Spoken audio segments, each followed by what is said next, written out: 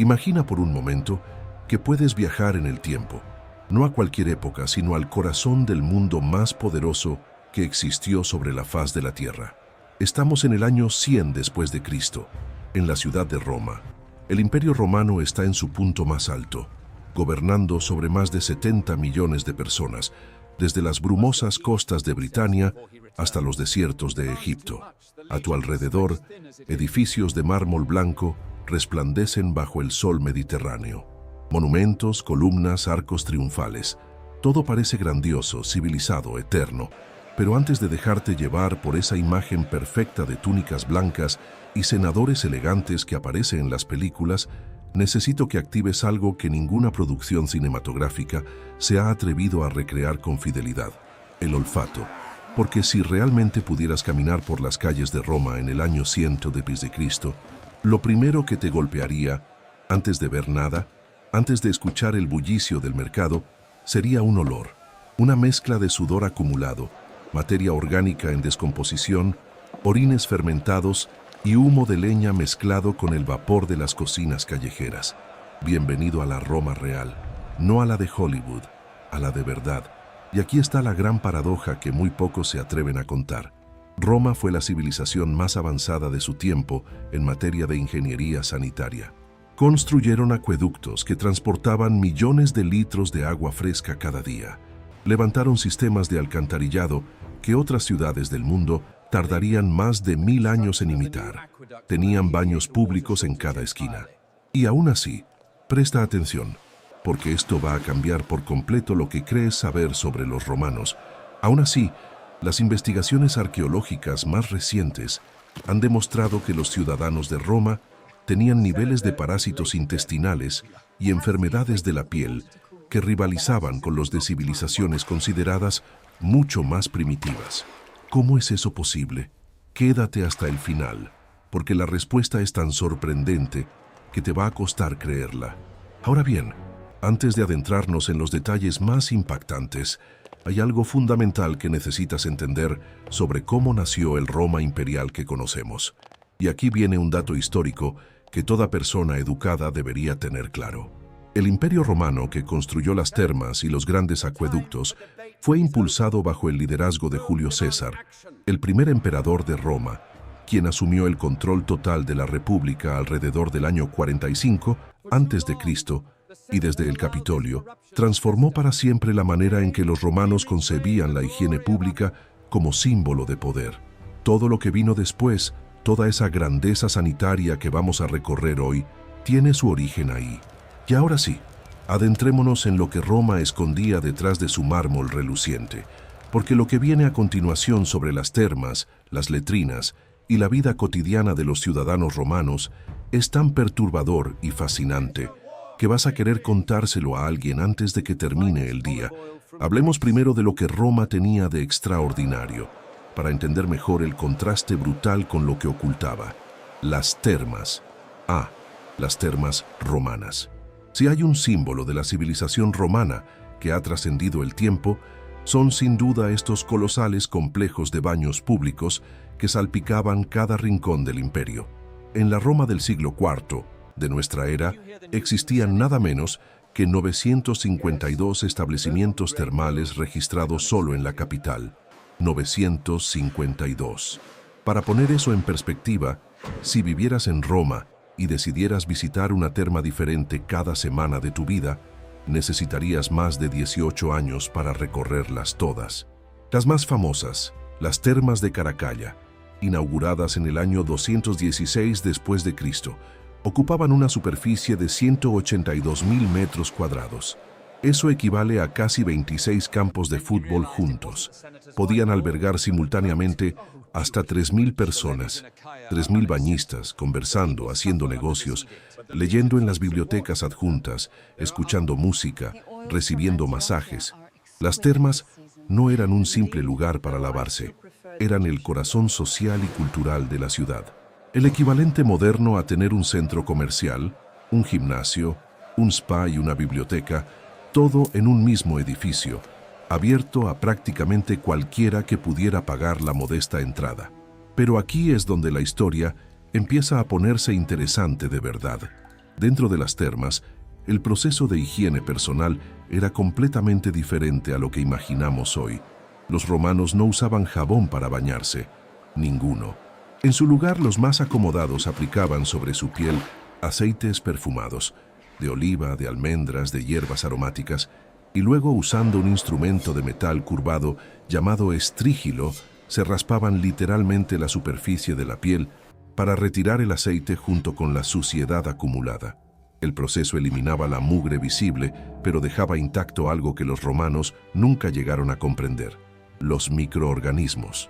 Y eso, como verás en unos momentos, tenía consecuencias devastadoras que van a cambiar por completo tu visión de esta civilización. Pero antes de llegar a esa revelación, que te prometo que vale la pena esperar, necesito que entiendas cómo funcionaba el circuito termal completo. Comenzabas en el apoditerium, el vestuario donde depositabas tus pertenencias bajo la custodia de esclavos especializados. Luego pasabas al frigidarium, con su gran piscina de agua fría para activar la circulación. Después al tepidarium, la sala tibia de transición. Y finalmente al caldarium, el salón de agua caliente y vapor tan denso que apenas podías ver a la persona que tenías al lado. Algunos complejos incluían también el laconicum, una sala de calor seco muy similar a las saunas modernas. Todo un sistema diseñado con una ingeniería impresionante. Y sin embargo, aquí viene algo que muy pocos mencionan cuando hablan de las termas romanas. Esas piscinas donde cientos de personas se sumergían simultáneamente, sin ningún tipo de jabón ni desinfectante, se convertían inevitablemente en caldos de cultivo perfectos para hongos, bacterias y toda clase de afecciones cutáneas. Los investigadores de la Universidad de Cambridge, que analizaron los sedimentos de las cloacas romanas, encontraron algo que contradice completamente la imagen idealizada de Roma: niveles altísimos de huevos de parásitos intestinales, incluyendo Trichuris trichiura, Ascaris lumbricoides y diversas variedades de tenias. En términos simples, la gente seguía llena de parásitos a pesar de bañarse regularmente. No era una excepción, era la norma. Plinio el Viejo ya escribía sobre las lombrices intestinales como si fueran parte inevitable de la existencia cotidiana. Pero fíjate bien, porque lo que voy a contarte ahora sobre las letrinas públicas romanas es algo que, una vez que lo sepas, va a ser imposible de olvidar. Las foricae, como se llamaban en latín las letrinas públicas, eran espacios que en muchas ciudades romanas funcionaban como verdaderos centros de socialización. Imagina una sala rectangular, con un banco corrido de mármol o piedra a lo largo de las paredes, perforado a intervalos regulares con aberturas circulares, sin puertas, sin divisiones, sin ningún tipo de privacidad. Hombres y mujeres, ciudadanos de distintas clases sociales, funcionarios, comerciantes, esclavos con permiso de sus amos, todos sentados en fila, atendiendo sus necesidades fisiológicas a la vista de los demás, mientras sostenían animadas conversaciones sobre política, negocios o los resultados de las carreras de cuadrigas en el Circo Máximo. Lo que para nosotros sería una situación de incomodidad extrema, para ellos era simplemente el momento del día para ponerse al día con el vecino. Pausa el video ahora mismo y cuéntame en los comentarios: ¿podrías sobrevivir un día completo usando una letrina pública romana sin ninguna privacidad? Porque lo que voy a contarte a continuación lleva esto a un nivel completamente diferente. Bajo esos asientos de piedra corría un canal de agua conectado al sistema de alcantarillado, una solución relativamente eficiente para su época. Pero el verdadero impacto viene cuando analizamos lo que usaban los romanos en lugar del papel higiénico, que por supuesto no existía. En su lugar, empleaban un utensilio llamado tersorium, también conocido como xylospongium, una esponja marina natural atada al extremo de un palo de madera. Esta esponja se sumergía en un cubo de agua con vinagre, se usaba para la higiene personal y luego se devolvía al cubo compartido, lista para el siguiente usuario, compartida, entre todos los ocupantes de la letrina, al mismo tiempo. Ahora bien, durante años se pensó que este utensilio pasaba literalmente de persona en persona para higiene individual. Investigaciones más recientes, basadas en textos de Séneca y evidencia arqueológica, sugieren que su función principal era limpiar la letrina misma entre usos, más que el cuerpo de cada persona. Pero incluso con esa interpretación más favorable, el nivel de contaminación cruzada en esos espacios compartidos seguía siendo extraordinario para cualquier estándar contemporáneo. Y hay algo más sobre las letrinas que ilustra perfectamente las jerarquías sociales romanas. Algunos ciudadanos de clase alta llegaban acompañados de sus esclavos con una misión muy específica: sentarse primero en los asientos de piedra fría, especialmente en los meses de invierno, para calentarlos con el calor corporal antes de que su amo ocupara el lugar. El esclavo funcionaba literalmente como acondicionador de asiento humano. Esta práctica, documentada en fuentes históricas de la época, habla más de la estructura social romana que cualquier discurso político. Ahora bien, prepárate, porque lo que voy a revelar sobre el uso que los romanos hacían de la orina en su vida cotidiana es probablemente la parte más desconcertante de toda esta historia. Y además, tiene una dimensión económica que llega hasta los decretos del propio gobierno imperial. En toda Roma y en las ciudades del imperio funcionaban unos establecimientos llamados fuyónicas, las lavanderías industriales de la época. Y el ingrediente principal que utilizaban para lavar y tratar la ropa no era ningún mineral, ninguna planta, ningún compuesto elaborado. Era orina humana fermentada, recogida directamente de las calles. Así funcionaba el sistema. Los propietarios de fuyónicas colocaban grandes recipientes de cerámica en puntos estratégicos de las calles más transitadas. Cualquier ciudadano que necesitara aliviar sus necesidades podía hacerlo directamente en esas vasijas. Los trabajadores de la lavandería pasaban posteriormente a recoger el contenido. La orina, naturalmente rica en amoníaco, un agente que efectivamente tiene propiedades desengrasantes y blanqueadoras, se diluía con agua y se usaba para tratar las telas. Los trabajadores pisoteaban la ropa dentro de estas mezclas durante horas, en un proceso físicamente agotador. Esta práctica estaba tan profundamente integrada en la economía romana que el propio Estado decidió regularla fiscalmente. El emperador Vespasiano, que gobernó el imperio entre los años 69 y 79 de nuestra era, creó un tributo específico conocido como urinae vectigal, aplicado a quienes accedieran a los suministros de orina de las cloacas públicas. La historia cuenta que cuando su hijo Tito le recriminó que era deshonroso cobrar impuestos sobre algo tan sórdido, Vespasiano tomó una moneda, se la acercó a la nariz y le preguntó: ¿huele mal? Tito respondió que no. Sin embargo, dijo Vespasiano, viene de la orina. De esa anécdota nació la famosa expresión latina que aún hoy se usa: pecunia non olet. El dinero no huele. Pero ahora sí viene la parte de esta historia que pocas producciones documentales han abordado con honestidad. Porque mientras hablamos de termas y letrinas, estamos describiendo instalaciones que existían, que funcionaban. La pregunta crucial es: ¿quién tenía acceso real a ellas? Y la respuesta a esa pregunta revela algo sobre Roma que resulta mucho más perturbador que cualquier anécdota sobre orina o esponjas compartidas.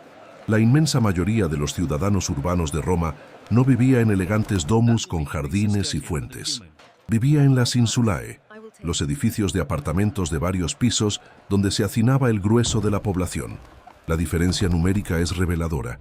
En el período imperial existían apenas 1.797 domus registradas en Roma, las residencias de las clases privilegiadas, frente a 46.602 insulae. 46.602. Eso significa que por cada casa lujosa había aproximadamente 26 edificios de apartamentos precarios, y las condiciones en esas insulae eran, para decirlo con precisión histórica, absolutamente difíciles de sostener. Los edificios podían alcanzar entre 3 y 7 pisos de altura, construidos con materiales de baja calidad para maximizar los beneficios de los propietarios, muchos de ellos, con cierta ironía, senadores y miembros de la clase dirigente que públicamente promovían la dignidad del ciudadano romano. La planta baja era la más codiciada: mayor acceso al agua, menor riesgo en caso de incendio y, en muchos casos, acceso a la única letrina de todo el edificio. Mientras más alto vivías, más difíciles eran las condiciones. Y aquí está el detalle que transforma completamente la imagen que tenemos de Roma. Los residentes de los pisos superiores que no tenían acceso a instalaciones sanitarias en su planta enfrentaban una elección muy poco envidiable durante la noche o en días de lluvia intensa: bajar 4 o 5 tramos de escalera sin iluminación hasta la letrina del piso inferior, o simplemente abrir la ventana y vaciar el recipiente doméstico directamente a la calle. Pausa el video en este momento y deja tu opinión en los comentarios. ¿Sabías que esto era una práctica documentada y cotidiana en la Roma imperial? Porque estamos hablando de la misma ciudad que construyó el Panteón. El poeta Juvenal, escribiendo en el siglo I de nuestra era, ya advertía con su habitual tono satírico a los ciudadanos que se desplazaban por Roma de noche que era un verdadero milagro llegar al destino sin recibir el contenido de algún recipiente lanzado desde los pisos superiores. Las leyes romanas intentaban prohibir esta práctica con multas, pero la aplicación era prácticamente imposible en la densidad urbana de los barrios populares como el Suburra, el barrio más densamente habitado de la ciudad y el más alejado de los ideales de higiene que Roma proyectaba hacia el exterior. Y si crees que las condiciones sanitarias de las Insulae ya representan lo más desafiante de esta historia, espera a escuchar lo que los arqueólogos modernos han descubierto sobre las causas reales de enfermedad en Roma, porque tiene que ver directamente con algo que los romanos consideraban un avance civilizatorio: la agricultura periurbana. Los residuos orgánicos recogidos de las letrinas, transportados por esclavos en recipientes sellados, se utilizaban como fertilizante en los campos cultivados en los alrededores de la ciudad. Una práctica lógica desde el punto de vista del aprovechamiento de recursos, pero que generaba un ciclo de reinfestación casi imposible de interrumpir. Los parásitos presentes en los desechos humanos llegaban a los vegetales cultivados, que luego eran consumidos sin cocción suficiente por la población, reintroduciendo los parásitos en el organismo. Un ciclo perfecto del que nadie era consciente, porque la teoría del germen no existiría hasta 2000 años después. A esto se sumaba el garum, la salsa fermentada elaborada con vísceras de pescado que los romanos utilizaban de forma casi universal para sazonar sus alimentos. Investigaciones recientes han identificado el consumo de productos como el garum como uno de los principales vectores de transmisión del Diphyllobothrium latum, un parásito intestinal que llegaba al organismo a través del pescado poco cocido o procesado en condiciones de temperatura que favorecían su supervivencia. El garum era considerado un manjar refinado, símbolo de buen gusto culinario, y simultáneamente era un conductor eficiente de infestaciones parasitarias. Y aquí, finalmente, llegamos a la respuesta de la pregunta que planteé al inicio de este recorrido. ¿Por qué la civilización con los acueductos más avanzados del mundo antiguo tenía más parásitos que pueblos sin ningún sistema sanitario formal? La paradoja tiene una explicación que los propios romanos nunca hubieran podido comprender. Sin el concepto de microorganismo, sin la más mínima noción de lo que hoy llamamos biología microbiana, toda la ingeniería sanitaria romana estaba diseñada para resolver problemas visibles: eliminar el mal olor, drenar el agua estancada, transportar la suciedad visible lejos de los espacios habitados. Pero los agentes invisibles, bacterias, virus, parásitos microscópicos, circulaban libremente a través del agua de las piscinas compartidas, de los instrumentos de higiene colectivos, de los campos fertilizados con residuos humanos, de los alimentos procesados sin control de temperatura. Los romanos creían en el miasma, el aire corrupto que emanaba de aguas estancadas como origen de la enfermedad. Cuando construían sus alcantarillas y drenaban sus pantanos, creían genuinamente que estaban combatiendo la enfermedad en su origen.